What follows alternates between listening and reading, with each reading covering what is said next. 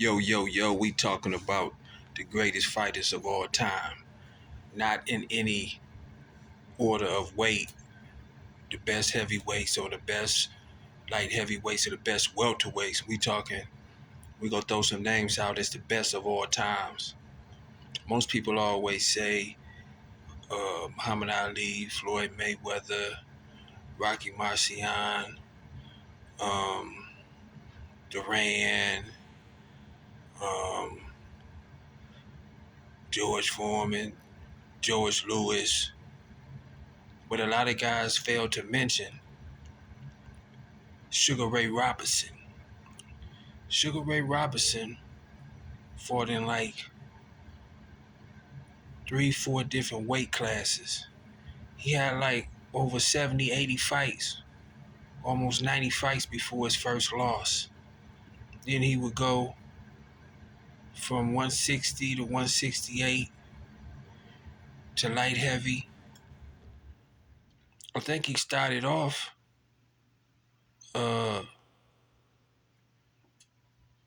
he started off at 160. And he went all the way up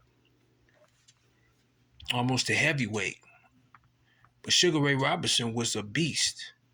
He fought all the way until his 40s, and he still was winning championships in his 40s. Sugar Ray Robinson, he helped the community. He always gave back to the kids. He had great fights with some of the greatest fighters in the divisions, the legends. He fought the Raging Bull. He had great fights with the Raging Bull. It was 2 or 3 other guys that was the best at that one, anywhere from 147 on up category, and they all fought each other in that era. Those guys were beasts, man. They fought. They would go and fight 12 rounds, 15 rounds. You know what I'm saying? Hard fought fights.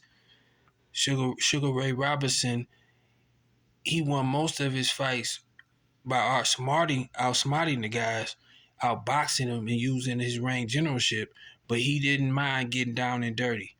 He would get down and dirty with you and fight right there in the pocket with the best of them and knock you on your butt or knock you out with that left hook.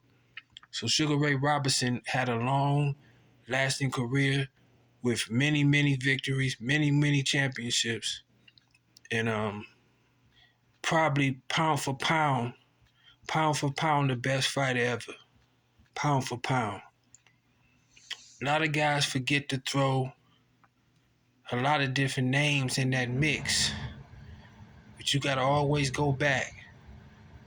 A lot of guys forget to talk about Joe Louis sometimes. Joe Louis, the Brown Bomber, heavyweight champion of the world for 10 years. Even though a few of those years was in the Army, he came back out and kept defending the belt. He fought all the greats of his time, and he was a knockout artist. He would wear you down, he'd knock you out, he could knock you out with one shot. They consider him as one of the elite great heavyweights of all time because of all the people he beat. And then you can't forget the great fight, 2 fights with Maximilian when Hitler was, on the move, on the rage. He was trying to dominate the world. He was saying they were superior to everybody. And they had a German fighter, which he wasn't on that tip. He didn't believe in what Hitler was talking about, but he was living in Germany, so they pumped the fight up as Germany against America. Of course, that first fight, Lewis lost. By the time they ended up fighting again, the war was on the rage, so it was like big news. Germans against America, right against wrong, and Joe Louis knocked his butt out cold. Paralyzed him. They had to send Maximilian to the hospital because he was paralyzed. His legs froze on him. He got hit so hard by Joe Louis. Another guy that people don't bring in the conversation as much anymore because it's so long ago and so many great, excellent fighters now is Jack Johnson. Jack Johnson was before his time. Jack Johnson was a warrior. He was a thinker. He was a guy who put great attention to detail. He was a defensive fighter. He would lay back, hold you, defend, hold you, move, and then he would clip you a few times, wear you down, and you'll be out of there. Jack Johnson was a great athlete for that time and that era. Jack Johnson was a man that was before his time. This was in the early 1900s.